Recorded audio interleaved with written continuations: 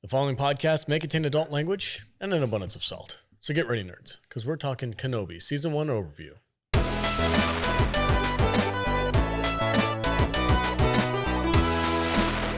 Welcome, everyone. Thanks for joining us today. We're going to be talking about the Season 1 of Kenobi. I can tell how excited you are. We're like Obi-Wan Kenobi. Lots of good energy. Look, man, all I see everywhere is people talking about like 30 seconds out of this 6-episode show. It's everywhere. Everyone's just talking about the Darth Vader versus Kenobi fight. Like that's. Oh my god, it's so good. Oh my god, this series is just amazing. The lighting is so good. Like, okay, yeah. the lighting. They did. That's how lighting. everybody's like, oh my god, how Vader's face was covered in red and then covered in blue, and Anakin came out. I loved how he threw all those rocks at him. Oh man, like, Jesus. Anyway, so the entire season, let's just talk about it. It's like you threw a whole mountain on top of it. It was amazing. And then he found his strength because he thought of Luke and Leia. Oh, Leia. Mostly Leia. Mostly Leia. Luke. Who the fuck gives a shit about Luke? Obviously, Lucasfilm doesn't. Apparently, Reva does. So, yeah. God, how the fuck did she get off the planet? I don't know, dude. How did she survive? She survived and then bowed out and left, got to Tatooine. No, she got skewered by Darth Vader's lightsaber. He somehow, for some reason, left her there alive. Yeah. And he went and chased Obi-Wan. But I guess he left her a shuttle. So something. She She got, and then she left. Disappeared. And in the time, went to Tatooine. in the time that it took Vader and Obi-Wan to chase each other, she went all the way to Tatooine and chased down Luke. And she somehow remembered that random moisture farmer whose name was Owen. Yeah. And instantly assumed that the Owen talked about in that hollow message was the same one that she ran into. How many moisture farmers on Tatooine are named Owen? Probably just one. Probably just one. I don't know. It's such an uncommon name. She went to Mos Eisley, just looked in the yellow pages. Yeah.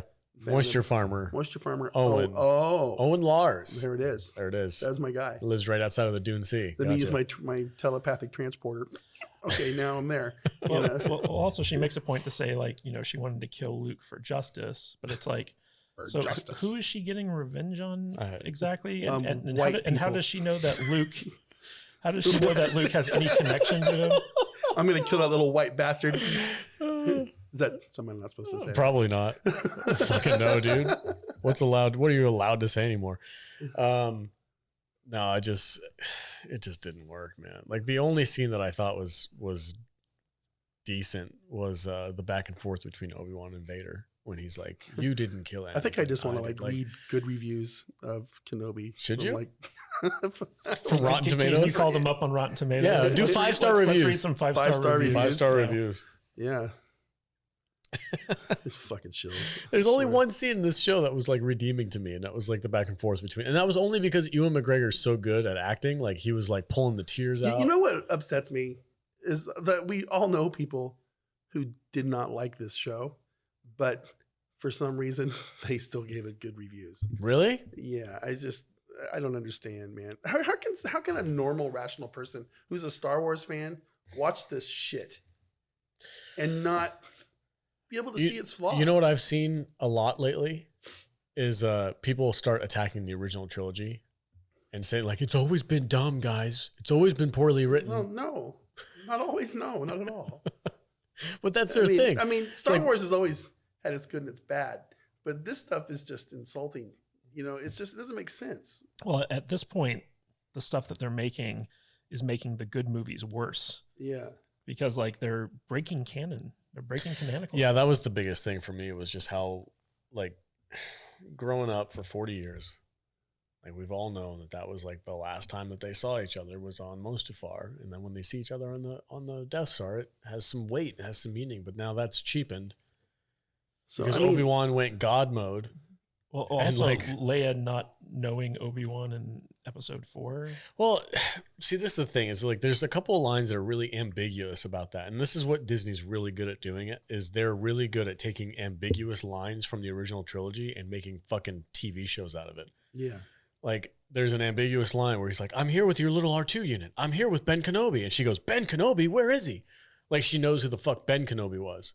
But when she does her little hologram thing, she called him Obi-Wan Kenobi. Like she didn't know who he was. Do you guys find it funny? So like, this isn't an issue in the original trilogy, but you're hiding out from the Empire. You're hoping no one finds you. So you only change your first name. Right. It's like, oh, that Kenobi could have no relation to Obi-Wan Kenobi. Yeah. And his son's name is Skywalker. Like, oh, no, don't worry about that little kid named Luke Skywalker. That's totally on my home planet that I grew up on. And the same farm that my mom was from. Like, that is pretty dumb when you think about it.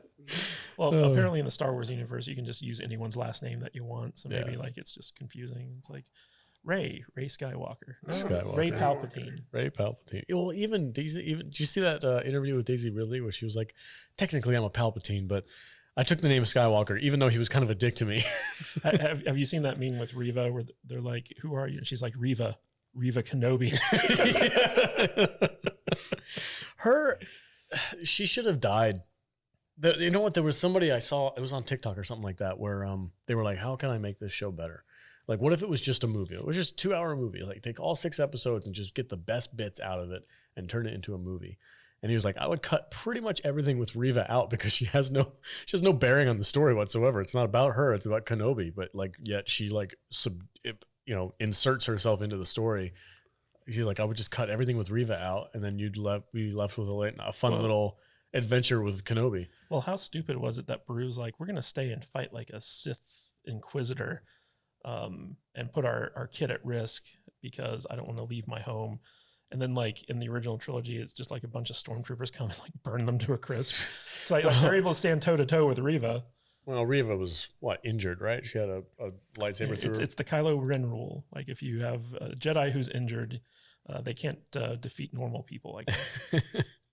How do you find reviews on Rotten Tomatoes? Click the little score percentage. Let's see. Oh, 5-star. Okay. Oh, here we go. From Chad. The negative reviews are baffling. This is a TV show, period. No shit. Really? I felt like a kid all over again as I watched this episode. Episodes 5 and 6 were spectacular and quite enjoyable. Nice Easter eggs and tie-ins. Yeah. The young actor hired to play Leia was fantastic. She really hit it out of the park. Xandar. Some guy named fucking Xandar. Really? Is that your real name? My name is Xandar.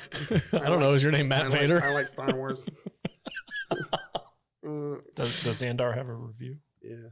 What does it say? It was excellent.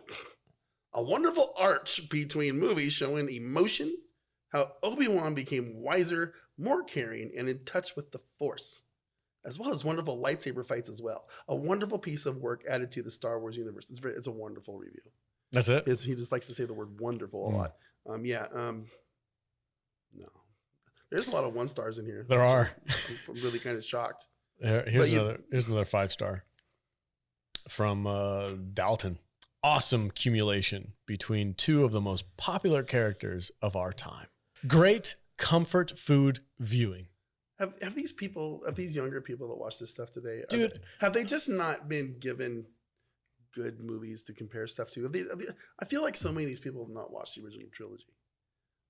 Or they don't like it very much. Or I don't understand. Because like my generation. Because if they had, they would know that this thing is just atrocious. And Ewan McGregor said this in an interview with, I don't know, Entertainment Weekly or whatever. But he was like, when we made the movies, the prequels, they were not well liked. But the generation that grew up on them is now coming out and saying how much they love them and how awesome they were and how, they were pivotal to their youth and whatnot. And he's like, those are the people that we made these movies for. I'm like, that was me. I was 10 when the Phantom Menace came out. I was the demographic for all 3 of the sequels. And I enjoyed them at the time. Yeah, I'm a 10-year-old kid. Of course I enjoy Star Wars. But like the difference is like the original trilogy, I was able to age up and grow into, and I can still enjoy those movies. Now these prequels, I go back and watch them and I'm like, there's some good stuff in there, but a lot of it's not that great. This guy thinks it was brilliant. It was a love story for the prequels that they desperately needed. Desperately needed. Okay. He thinks knowing that this series exists will help those films thrive in ways they have always deserved. The acting, cinematography, and story are absolutely amazing. Dude, the cinematography in this series was not good. How'd you guys feel about the shaky cam? Oh my God, guys. This is just an amazing series. You mean the fake shaky cam? The fake shaky cam the for the Vader After fight? Effects shaky cam? Is that what it was? It wasn't a real shaky cam? I don't know. I couldn't tell. Basically, a lot of people who like analyze the footage believe that it's the shakiness was added in post-production. Really? To give it more of a handheld feel. Why? I don't know. Have we ever had a shaky cam lightsaber fight before? No, huh?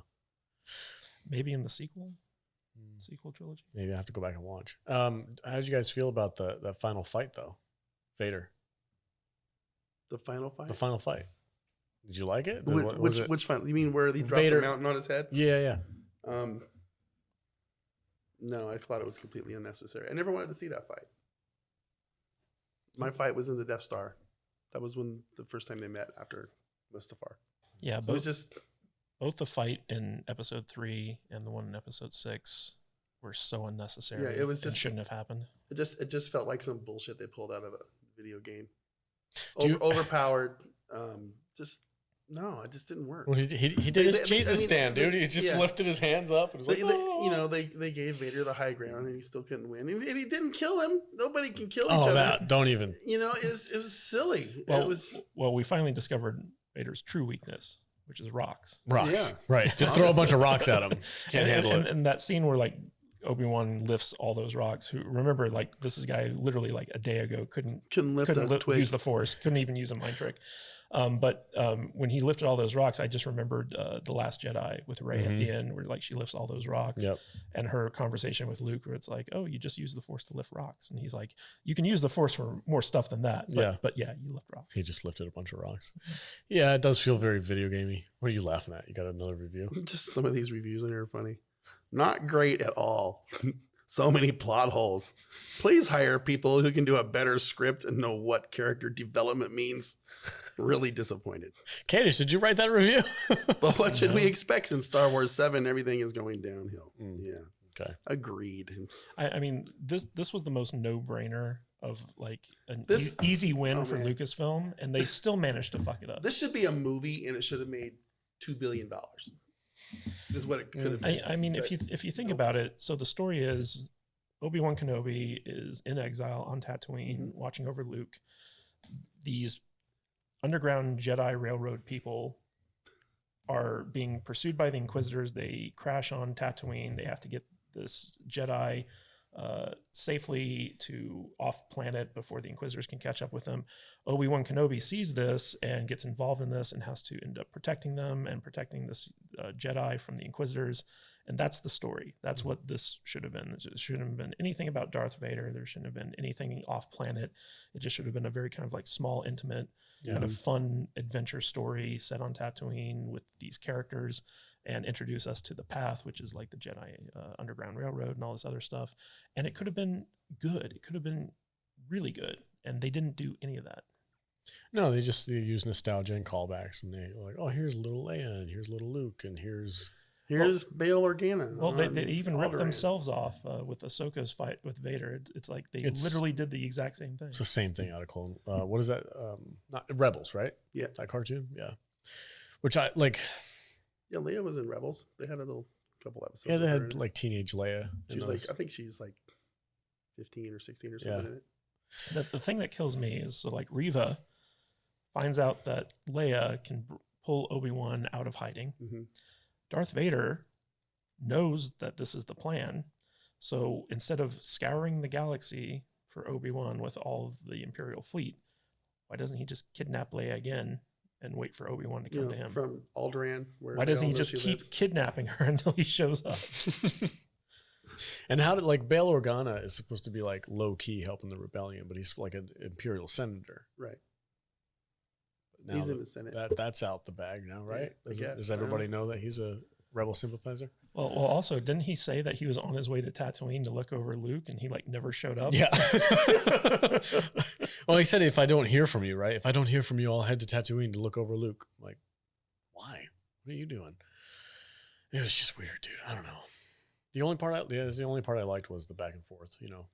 That the little line of dialogue between Anakin and Obi-Wan I thought was cool. It I'm- still kind of broke. I mean, if you look at the lightsaber fights between Darth Vader and Obi-Wan as just like a fan film that was put up on YouTube, yeah, they'd be cool. Yeah. But as a part of like the Star Wars canon, like it's so problematic. I have no idea why they made that decision. Because it puts butts in seats and it makes people watch it.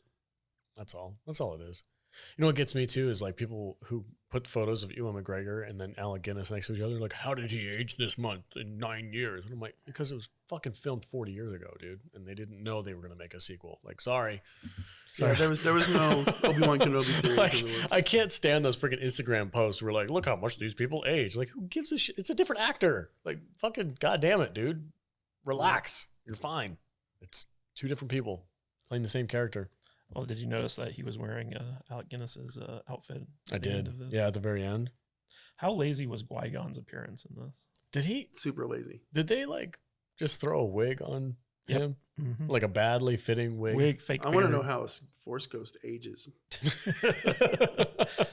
How does a Force Ghost like interact with like other like people in the physical realm? What do you mean? They've been doing that since the original trilogy. Exactly. How do they do it? How? Because like if a Force Ghost can actually interact with the physical realm, then why don't they just show up and assassinate Sith or like good guys or like Well, whatever?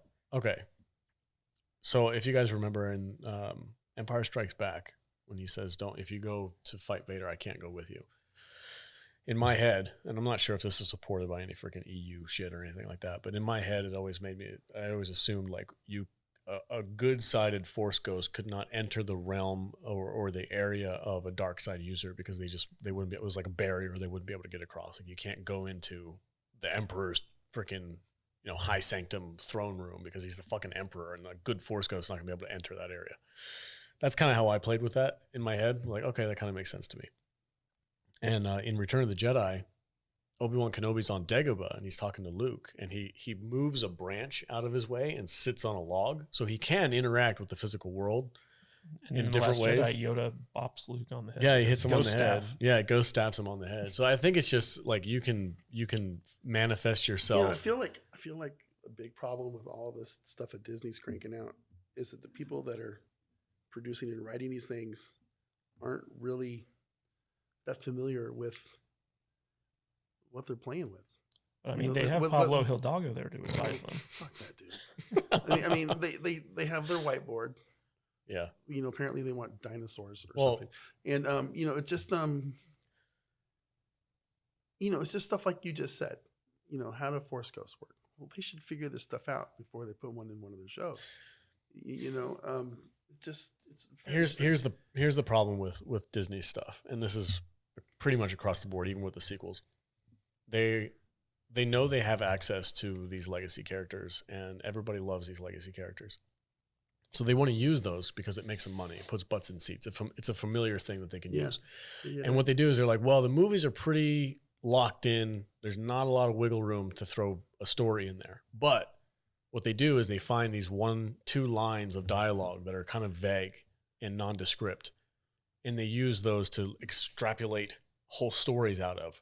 And then they throw them in there because, hey, look, we're using the same characters, and this takes place between this year and that year. Mm-hmm. And it's like, I know we talked recently about like what's Taika Waititi going to do with his movie, because they're like, we're not sure if he really fits the Star Wars universe or not. It might not work.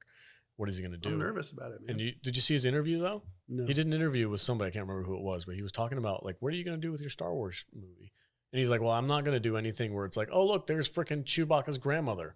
No. He's like, I'm taking it out of context of everything else. I'm going far, far away from everybody else. And that's great. Yeah, he's actually going to make a sequel. Yeah, and I'm like, oh, well, thanks, Taika Waititi, for actually doing something that they should have done to begin with. Is like, yeah, let's take the story somewhere else. I think that's why I like stuff like the Rebels cartoon. They give us background with new characters, and they don't. And when they interact with legacy stuff, they just kind of barely dabble with it. There. And when they do it, it makes sense. And so it just goes back to what I said the last time we talked about the show. There's people in Lucasfilm that know how to tell the stories we want to see. You know what I'm saying? But they're just so polluted with untalented hacks that I just think they're outnumbered, and they don't. And the people that are really talented there don't have the pull to tell the good stories. Rogue One was good. Rogue One was good. I mean, there's episodes of Rebels that tell us some stuff that tie in with the Clone Wars and the prequels and stuff, and it's very interesting how they do that. But man, this thing was just. It's like they think that they know what we want, and we don't want any of that stuff. Well, it's like it's the lowest common denominator. Like, what does the lowest common denominator Star Wars fan want? I want to see Obi-Wan and Vader fight with lightsabers. Okay, here you go. Like that's the easiest thing. That's like the bottom barrel. Here's eat your popcorn and enjoy the flashy show. People. Like I could watch that. Like YouTube made a video of that. You remember that YouTube video that like they did like the re-edit of Obi-Wan versus Vader? Uh-huh. Like it's the same thing that Disney's doing. They just have a bigger budget. I get tired of being called ist and phobed and all these names when what we're talking about, what we're complaining about has nothing to do with these characters, races and genders and none of that stuff. What we want is simple. We just want stories that fit in the world and that makes sense. That's all we want. Stuff like Reva fucking getting half killed and then showing up on Tatooine. Yeah, teleporting to Tatooine. And at the same time that Vader is chasing Obi-Wan, which happened immediately after that, these stories make no sense. They're nonsensical and they're insulting. And fans of this stuff shouldn't. They shouldn't shill this shit. They shouldn't be afraid to tell people how they feel. It's nonsense, and it's just and that's just one example of this whole series. I mean, Matt made 3 videos going over this thing, and most of the video is just him asking questions about how things happen. Especially the last one, dude. It's 15 minutes of nothing but Matt going, "Well, how did this happen? Why is this? What happened here? Who's this? Who, what, when, here, why, and how?" Yeah, that's. Basic stuff. And there's millions of questions, and they didn't answer any of them. They just throw this big gobbledygook pile of snot on the fucking wall, and they just it's got a Star Wars logo on it. Yeah, and it's gross, and people shouldn't watch it. I didn't understand why Obi-Wan left Vader at the end. Like he beat him. Right, he got the upper hand. He smashed his little control unit, which I thought was a good move. I'm like, if you're going to make a fight scene with Vader and you want to get the upper hand, you know why? Because he has to fight him again on the Death Star. Yeah, it was funny. Like I made a tweet about that. I was like, why did Obi-Wan leave him alive? And someone non-ironically replied to me, it's like, because he's still alive in episode 4, dumbass. and I'm no shit. Yeah. No shit. And I'm like, well, then he shouldn't have like defeated him so soundly.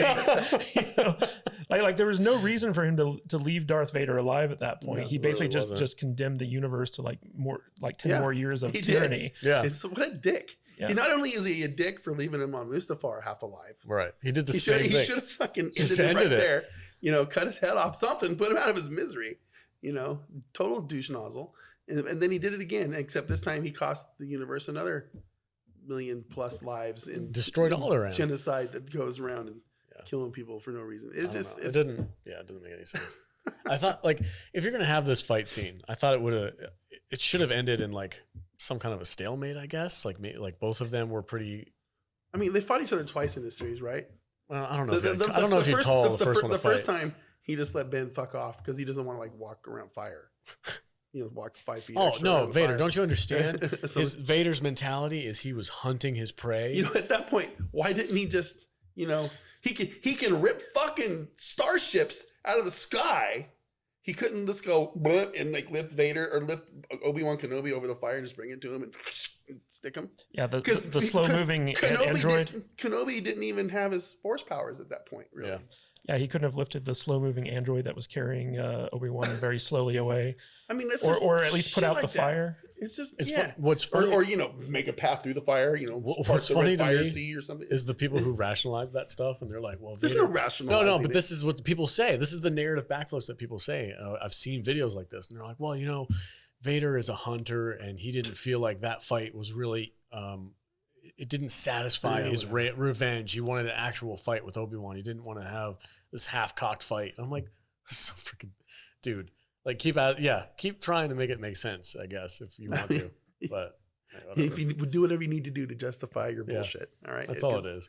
I guess because it's nonsense. Yeah, people really should be demanding better Star Wars. Yeah, and I think these people who just like are so loyal to the brand that they'll accept anything with like the Star Wars logo on it as being brilliant and wonderful are really doing the franchise a disservice, because it's like, look, it's not hard to tell good stories in this universe, and we should be demanding like top-notch quality storytelling from this franchise, and we're just not getting it. We're getting better Star Wars stories from video games than we are from people producing actual movies and television shows about Star Wars. Well, a big part of that is because Lucasfilm has no say over the video games. Yeah. It's all based off of a license. Yeah. It's the cutscenes for some of the freaking Knights of the Old Republic stuff are awesome. Little short films, little 20-minute freaking clips. Freaking incredible. Yep. But anyway. Like, let's just throw Jimmy Smits in there. People will like jerk off to that, and you say, "Oh, Jimmy Smits from the prequels." So we talked a little bit. Sorry, I didn't mean to interrupt you. I'm just spouting nonsense. We talked a little bit when we were talking about Indiana Jones 4, the mythical movie that doesn't exist. Yeah. About how like Shia LaBeouf was talking shit about that movie during the press run, and I was like, "There's a level of professionalism where you just don't do that. You know, it's your movie, you're in it, you praise it, you sell it, and then if you want to be honest later on, you can." And I'm wondering like how much of that is true for people like Ewan McGregor, or I feel bad for Hayden Christensen because he got freaking. He was like the center of the marketing for this. Yeah.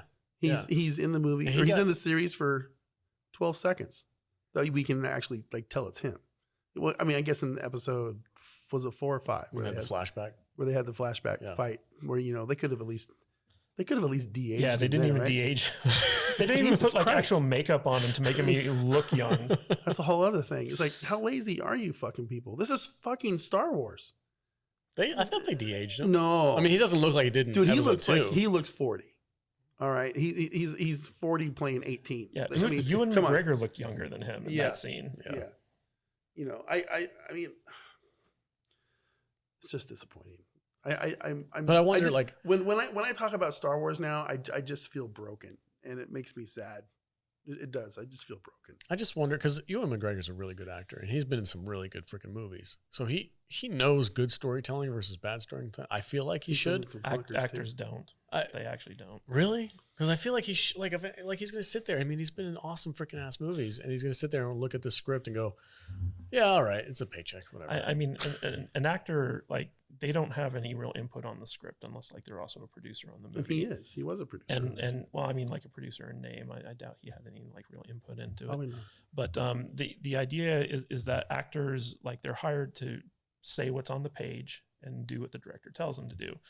And it's kind of rare to run into an actor who will like push back on certain things and like really fight for like, story changes and stuff like that, because they're just hired to play a role and that's their job. And so like they show up and they say the lines that they're told to say, they do the things they're told to do, and that's their job. They actually have like no real input on the story itself. And I mean, just look at the prequels. I mean, there should have been a lot of actors being like, George, are you sure you want to do this? Sure? I may have gone too far in a few places. But that's a big misconception, is that actors actually have any input into the story. Like, they might have some input into their character, and they might say like, hey, can I change this line or that line occasionally? But but for the most part, like, they have to do what's on the script. I can picture Ewan McGregor sitting in his little actor's chair, flipping through the script, and he goes, hey, on this page, Reva gets stabbed. On this page, she's on Tatooine. Mm-hmm. What the fuck? And Deborah Chow's just like, don't think about it. Don't fucking worry about it, Ewan. It'll make sense in the editing. Yeah. We'll fix it in post. Fix it in post. Whatever. It's just ridiculous. I mean, it all comes down to Kathleen Kennedy, though, right? Like, she's the one who kind of like is hiring these people to have like the final say and stuff. I think Deborah Chow was the wrong choice for I'm surprised because her episodes of Mandalorian were some of the better ones. So I thought like, which ones of those did she do? I'd have to look. I don't remember, but they were the better episodes of Mando. Her and what was her name? Bryce Dallas Howard. I don't know. I mean, I feel like I need to be like, okay, here's my Star Wars nerd card. You guys can take it. Yeah. I'm good. I'm gonna go watch. That's kind of where I'm gonna go watch Stranger Things and The Boys. And we're still gonna watch Star Wars when it comes Severance. out. But here's the thing, man. I am not compelled to ever watch this Kenobi series again past my initial viewing, so we can talk about it on the show. Yeah. I have no desire to go out and buy some Kenobi action figures or loot or merch or Funko Pops. Nothing. I had no desire to do that. And when I like something, when I like Star Wars, I'll go out and I'll spend some money. Oh yeah, no, I've been to your office. Yeah, like it's Star Wars shit everywhere. Just everywhere. It's merch. But I haven't really bought anything since, well, not in a long time. And most of the stuff that I do buy are original trilogy related. So they just, it's sad that they're losing a lot of us old school original Star Wars fans. And I guess they don't want us anymore. No, they got plenty of money with the new people. Yeah. And it shouldn't be that hard. Like there's so many talented people in Hollywood who got inspired to become a part of the entertainment industry because of Star Wars that could easily come into Lucasfilm and like make good TV shows, tell good stories. Yeah. But for whatever reason, they don't hire those people.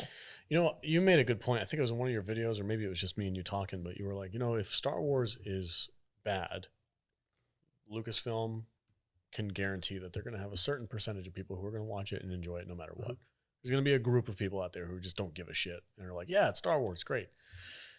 But if it's good, you're going to get all those people plus everybody else. If it's good, we'll say it's good. Yeah, I think my point was like there's a certain percentage of the audience that's always going to shill for Star Wars.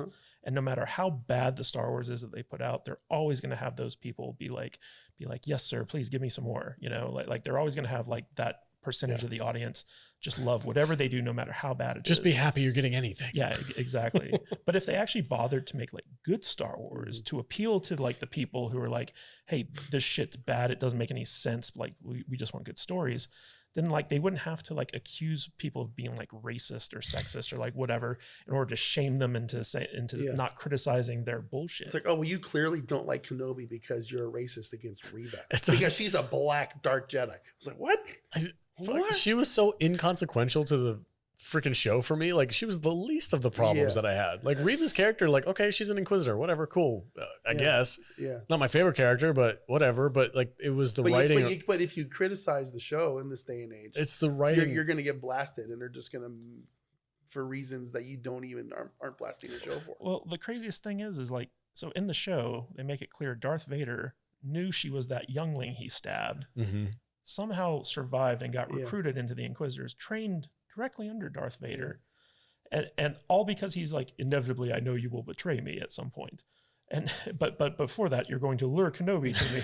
I mean, I was like, what are the mental backflips that have to go through someone's head to make any of this make sense? I don't think Vader ever considered any of the Inquisitors any kind of threat at all. No. I mean, does the rule of two still exist? Is this still a thing? Not are the Inquisitors actually even considered? I mean, there are like 9 of them out there. Yeah. Listen, are they even really considered Sith? If you really want to get right, you really want to get salty about it, they're just fallen Jedi that if you have really some minimal amount of powers. If you really want to nitpick and get salty about it, like this whole rule of two, original trilogy canon stuff has all gone out the window with the cartoons because they put like, you're the last of the Jedi, will you be? That famous line from Yoda. There's like fucking 19 fucking Jedi running around in the universe that Luke doesn't. They make Yoda dumb. Well, technically, they're not Jedi. Technically, I'm like, oh no, they just have a green lightsaber and use the Force. They're not Jedi. It's fucking wordplay. It's wordplay. So right now during this, there's Caleb, Kanan's out there. What's that kid's name from Ahsoka's out there. Ezra. Reva's out there. Who else is out there? Ahsoka. Well, you said Ahsoka, right? Yeah. Starkiller's probably still alive, right? Is he? I never played that game. I don't think that game is. It's not considered canon. There's the other dude from the other video game, right? Caleb, right? Isn't that what I said? His name? I can't remember. Or Cal Kester or something like that. Yeah, something like that. He's out there. Luke's floating around. No, Luke is a kid. One of the things I really hated about the Kenobi series is that they completely squandered this idea of Haja Estri. Oh, geez. The fake Jedi guy. Like, I would have loved to see more of him. Like a dude pretending to be a Jedi. That would have been hilarious. The buddy cop thing that you mentioned, like having him be a buddy cop with Obi-Wan Kenobi, like a real Jedi and a fake Jedi, and just have the antics going back and forth between those two, would have been really funny. And I think that actor would have been pretty good at doing that. Yeah. I think I Mace like him. Windu's still out there. Mace Windu's still out there. He's Yeah, not yeah. dead. No. There's no way. I'm just saying, like, We've established that If- Jedi can fall from if you're massive heights really and live. if you're really set on like original trilogy is the only thing that matters, like that's been broken for fucking 20 years, dude. I think it's funny that Qui-Gon's like the only recorded Jedi to ever die from getting stabbed by a lightsaber. Yeah, Everybody else is fine. And apparently lightsabers don't really cut through anything anymore either. No. Oh yeah. Did you see the These breakdown? fucking PG level Did you see lightsabers. Come on. Get I real. watched. There's a slow mo video of Obi-Wan going hacking away at that stormtrooper, and he literally hacks at his chest, and it bounces off, and then he hacks him again. I'm like, oh my god. The funniest was when that Tala girl, the sand snake lady, yeah, just like slaps a stormtrooper upside the head, and he like just falls over. just falls over. Yeah. He's like, "Ow, that hurt." It's He's just, wearing a fucking helmet. it's just silly, dude. Here's It's a just 5-star goofy. review. What's it say? One sentence says, I felt like I was having a delicious meal. Is that a review? That's a review. That's for 5 stars. That's intuitive, man. That's really good. Wow.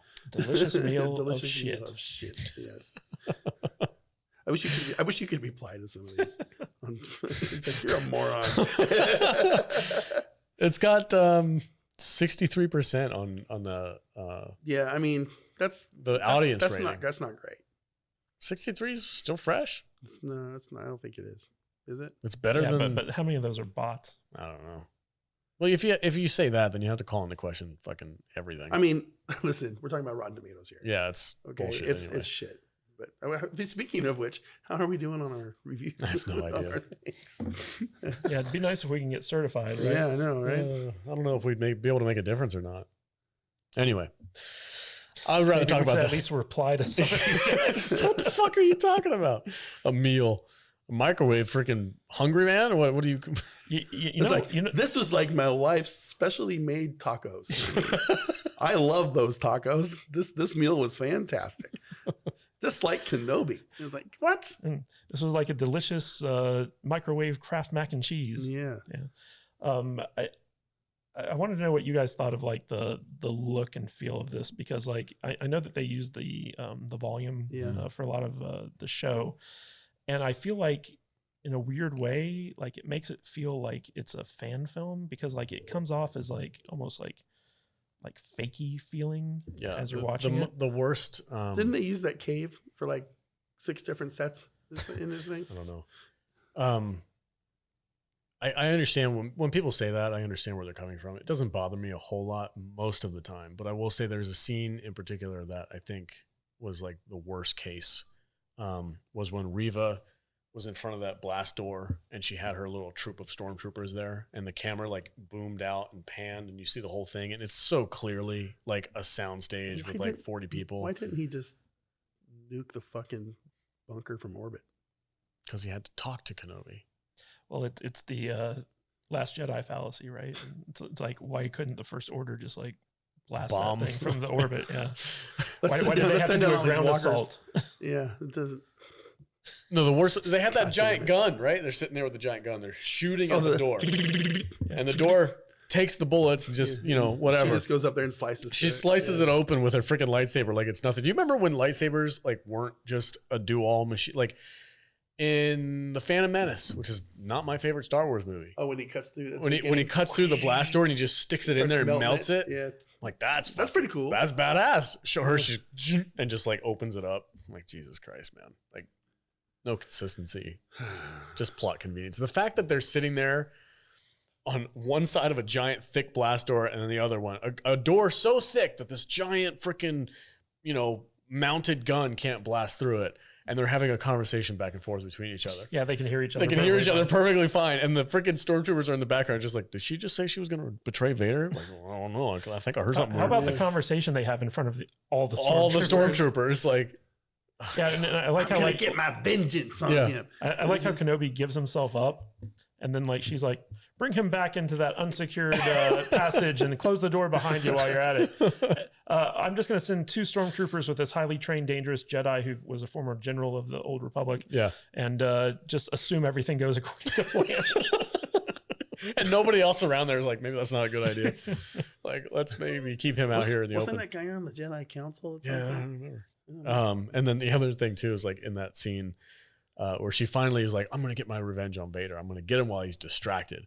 And she waits until after he's like done doing his thing. Like he comes out he's there, not distracted. when he's not distracted anymore. The ship starts flying away and he pulls it down. And he fucking pulls it out of the sky and rips it open. There's nobody in there. And then he sees the second ship fly away. And then he sits there for like a good 30. Why didn't he grab it too?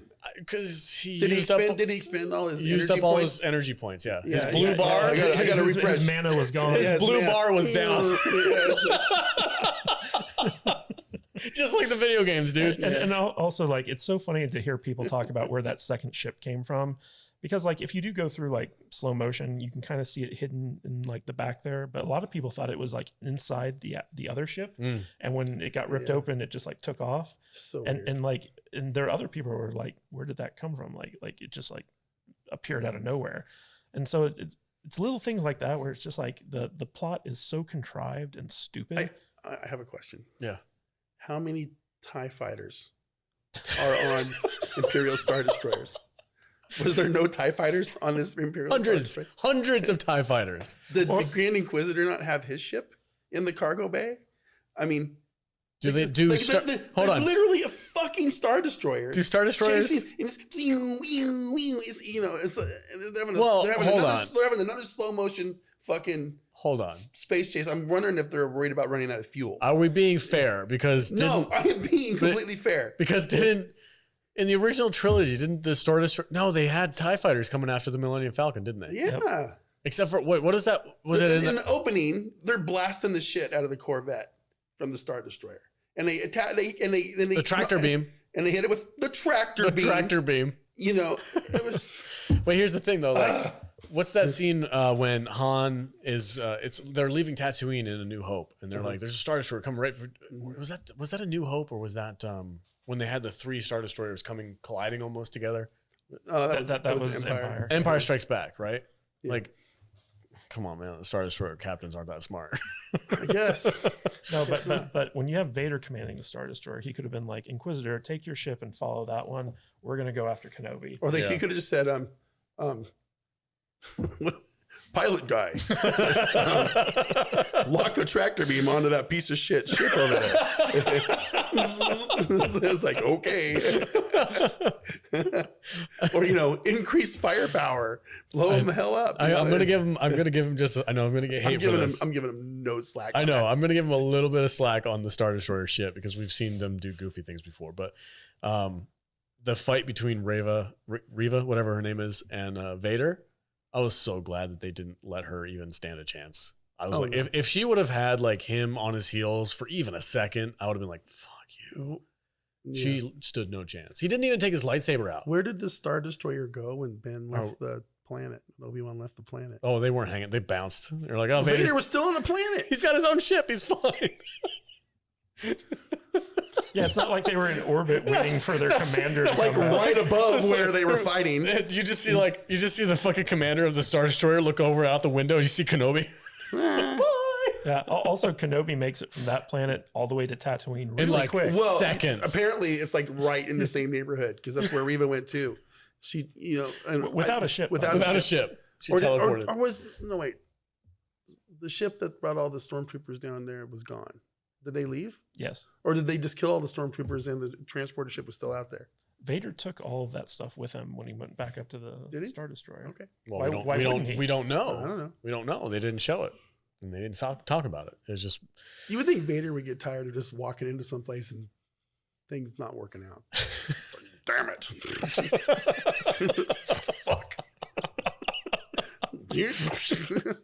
Oh, my mana's out of shit. Yeah, my fucking blue bar is gone. I don't have any force power. Fuck. Gotta go eat some chicken. Gotta go rest. My blood sugar is low. Is there any food pellets around here? He's got his little freaking insulin. Gotta go get some Bacta pills. Oh man. And that's, they did. They made it way too video gamey. Yeah. That's bullshit. The Force powers. I mean, in the original trilogy, the Force was like this tool that you could utilize to do a couple cool things and like maybe move some shit. I think that's when I finally quit giving a shit. Was it the third sequel with the Rey? where she rips the fucking ship. That's Rise of Skywalker. Yeah, and they think they killed Chewie. Yeah. And I'm like, where she accidentally shoots Force lightning. And I'm like, oops, what the fuck? I mean, I didn't. It was just. I gave up on the Force a long time before then. Yeah. It was the Force. The Force is a superpower at this point. Yeah, it's like, too it's much. not only a superpower; it's like its own sentient being. Yeah. Remember, it's like, oh, we're gonna make a Force dyad or some crap like something like that. Yeah. Well, everything is about balance. Can't wait. I can't wait for season 2 when Obi-Wan goes and picks Yoda up and they go out and have adventures. It's like, come pick me up, you will. Fucking Filoni and Favreau are sitting over here like, they're literally taking Baby Yoda away from us. I mean, maybe Yoda like, can get on Yoda in a little backpack with Obi-Wan Kenobi, and they're just going out trudging. And they can get like one of those fucking Jabba the Hutt monkey lizard things and have them paddle around with. Well, what that scenario you just mentioned is going to show us Yoda hooking up with Yaddle. Oh yeah, to create Baby Yoda. Yeah. There you go. Yeah, fuck, dude. They're gonna bring Yoda back in season 2. Watch. Yeah. They're gonna do it. He's gonna leave Dagobah. He's gonna go off. I'm gonna get the adventures of Yoda and Obi-Wan. Yoda and Ghost Qui-Gon and Ben Kenobi. Dude, what was up with Ian McDiarmid's look in this series? they Oh, fucked him up.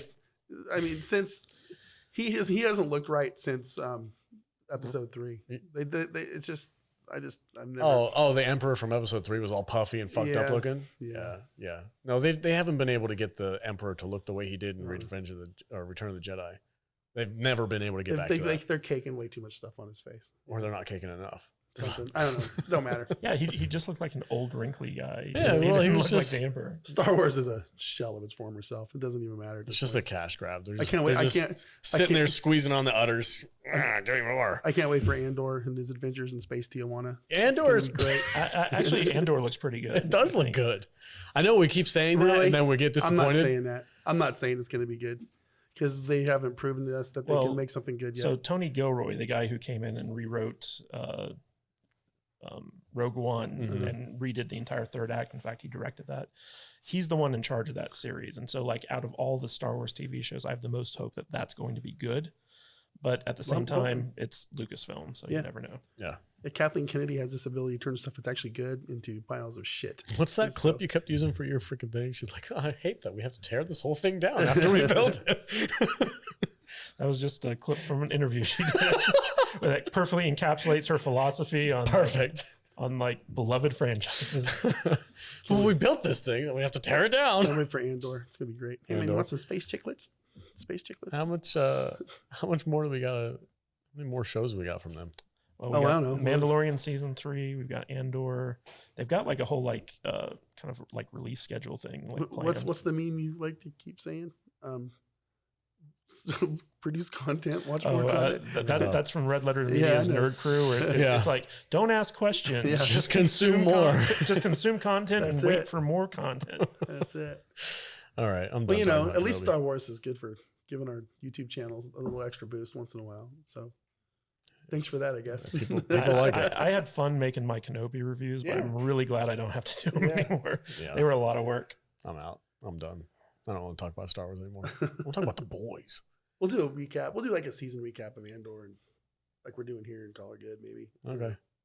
I'm not going to put a lot of effort into it, and I don't want him to put a lot of effort into it either. I don't. Maybe Igor can make a video. All right, guys, that's it for Kenobi. What did you think of the whole season as a whole? What do you give it for a rating out of 5? Out of 5, 1. Really? Yeah, it's not good. Okay. It's just canon breaking and stupid. I agree. It's a 1 star. I hated those people who are like, you can't judge a TV series without watching the entire series. And it's like, we've watched the whole thing.